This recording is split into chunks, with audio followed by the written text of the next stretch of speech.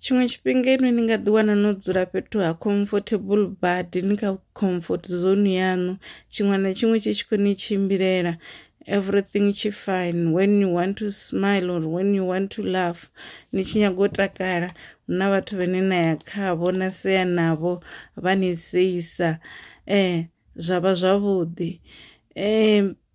When you go to the bank everything is fine. Kha mutakalo wanu everything is fine. Academically mushumoni everything is fine.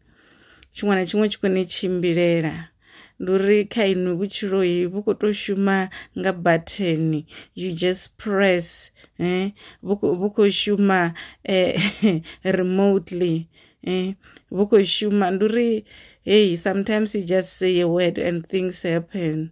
And hava na vhathu vhane they are there for you, like when you want to laugh and you need advices, and you kana sometimes ni tshi khou tou ṱoḓa u share zwine na vha ni tshi khou pfha zwone kana ni tshi khou ḓivhudzisa zwone, vha vha hone to advise you. But you haven't one day na vha vhudzisa uri my dear, is everything okay with you? Ani vha vhudzisi inwi uri vho eḓela vho lana, ani vha vhudzisi uri how can I help you? Ani na ndavha uri muvhilini wavho vho takalana, vha na mutakalo wo fhelelaho na. Ndi uri inwi ni khou tshila kha babulo ine na khou tshila khayo ni sina ndavha regardless, ndi uri ani tsha vhona reality uri hu na vhaṅwe vhathu vhane ni khou funa u vha sumbedza vhuthu, ni khou funa u vha sumbedza uri hafhanoni shangoni vhathu vha ya tshilelana, muthu a si tshiṱangadzime.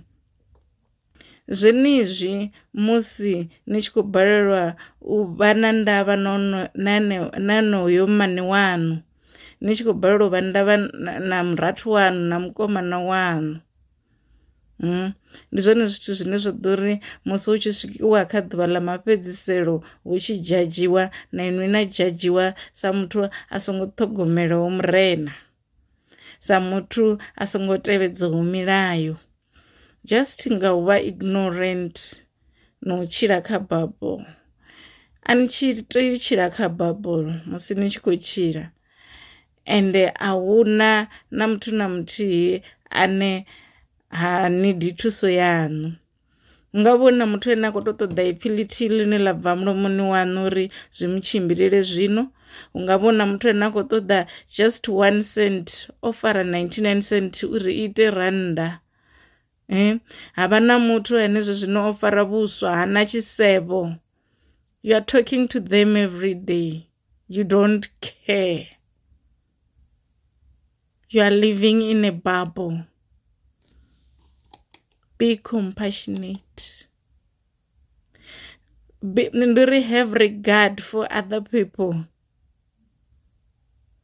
As much as you are ignoring their pain, kana as much as ni sa khou vhona vhuṱungu, ni sa khou anticipate pain ine vha nga vha khayo, one day it will be you.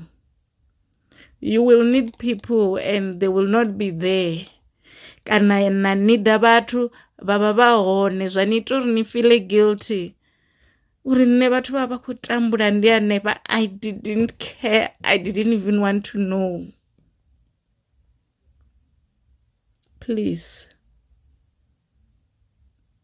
ni songo tshila kha tshiṱangadzime ni noṱhe kha dziṅwe situations. Be mindful of other people.